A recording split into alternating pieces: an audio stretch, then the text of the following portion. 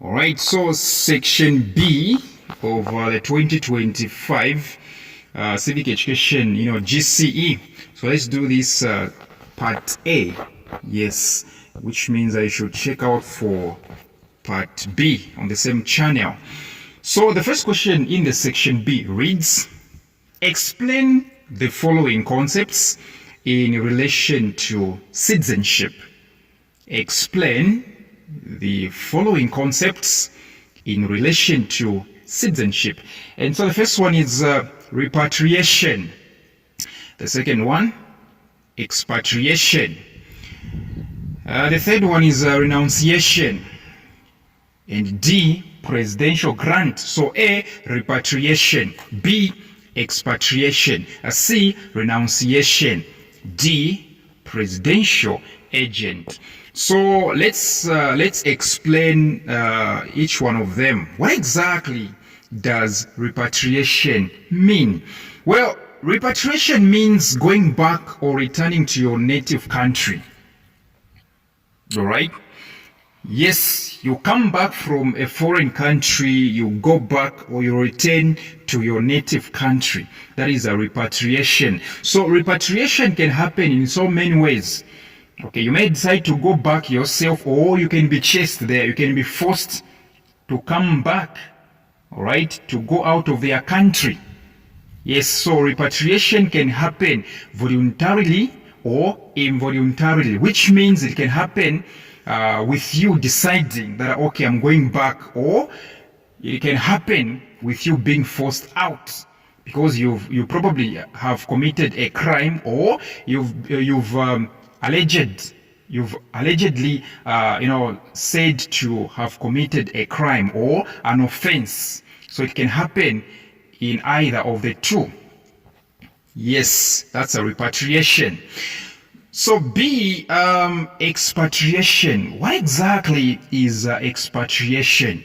Well, expatriation means migrating from your native country to settle in another country. So in short, repatriation is the opposite of expatriation, or expatriation is the opposite of repatriation. Expatriation is to migrate, to move out of your own country or your native country so that you can settle in another country. That is expatriation.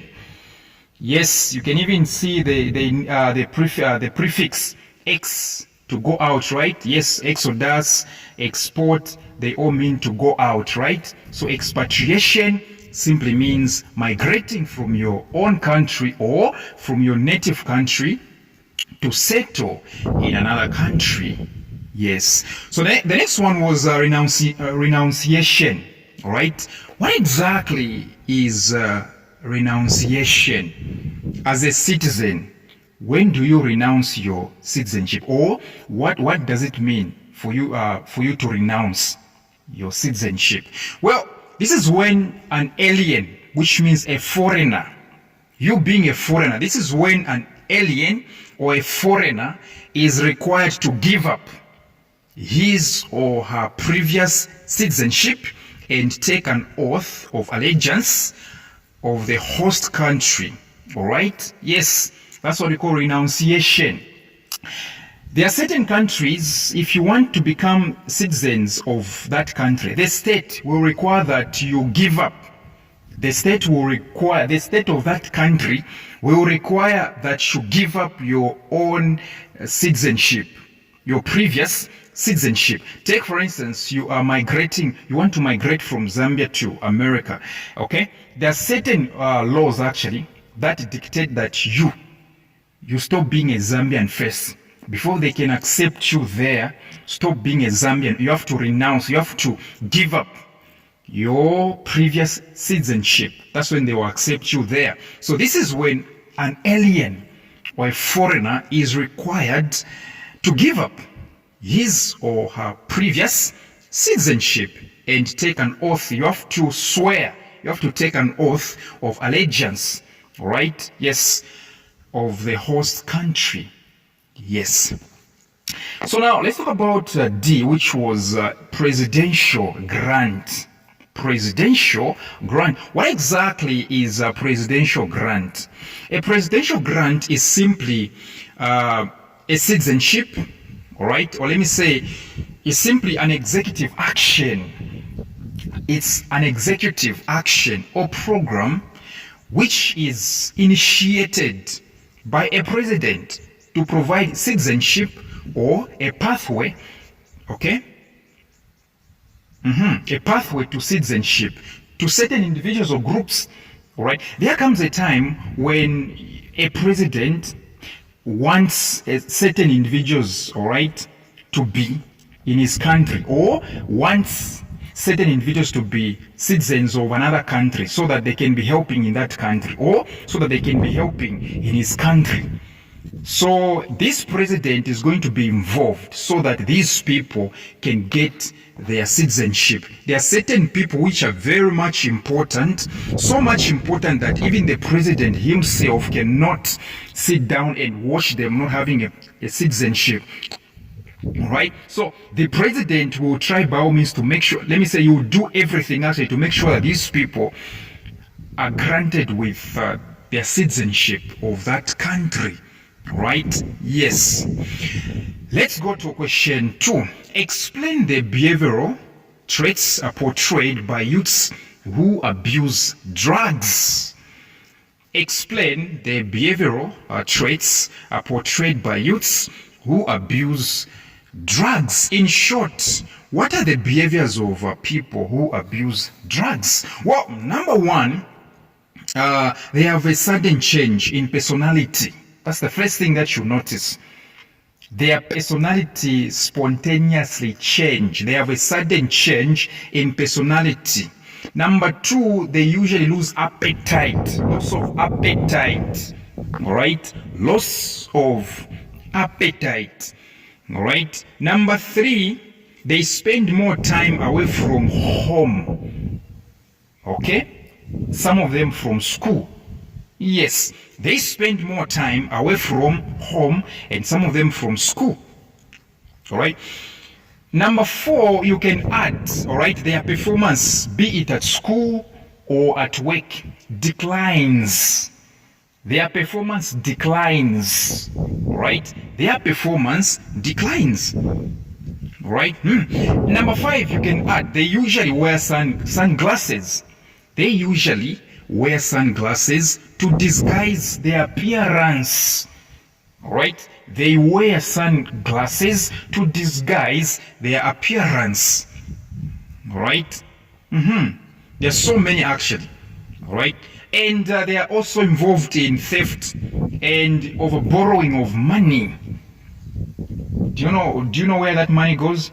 Buying drugs. So they become thieves in short. They become thieves and they usually borrow money. All right? Yes. So they are stealing or borrowing money to buy drugs. All right? And also they spray a lot of perfume. This one might sound funny, but it's correct actually. They spread, a lot of perfume to disguise their smell or the smell of substances they are abusing. All right? So these are actually the traits, the characteristics, the behaviors of people that abuse drugs, not just youths. Number 3, question A, explain the concept conflict resolution. What exactly is the meaning of the terms conflict resolution? Well, conflict resolution is simply the settlement or avoidance. Yes, settlement or avoidance of disputes between individuals or groups. Through what? Through solutions that avoid violence and attempts to reunite and reharmonize the people in conflict. This is the settlement or avoidance. All right? There are certain conflicts which you settle down, and there are certain conflicts that you avoid from happening. These ones never happen. You avoid them. So this is the settlement or avoidance of disputes between individuals. Not only individuals, but also groups. Okay? Through solutions that avoid violence and attempt to reunite and reharmonize the people in conflict. That's what we call conflict resolution. 3B, list two methods of promoting peace. How do you promote peace? How do you promote peace? There are so many actually. Well, make friendship. That's the first thing. All right? Make friendship. All right? Make friendship. Friendship is very important. Okay? Yes. All right. Number 2, do reciprocity. All right? Do what we call reciprocity. All right? Reciprocity, which means the process where two or more different people exchange gifts. Don't tell me if I told you and I are exchanging gifts, we're going to be enemies. No, that's a lie. All right? You give me something, I also give you something. We're going to be friends. Do what we call reciprocity. So apart from making friendship, make reciprocity. When somebody gives you something, give them something in return. All right? When somebody gives you something, give them something in return. All right? Very important. Very important. The next thing is, especially between countries, you can also add, especially between countries, you can do mutual aid, helping each other. All right? Helping each other. When one country tells another country to say, we don't have this, we need this, the other country should help, so that the country that is being helped can also help in future. So mutual aid, very important. So C, explain why conflicts involving values are usually difficult to resolve. Explain why conflicts involving values are usually difficult to resolve.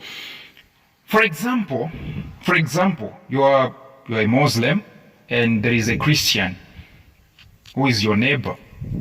All right? You know very well that Muslims believe in something else. All right? They've got their own values, customs, and traditions. Christians also have, their own values and traditions, customs.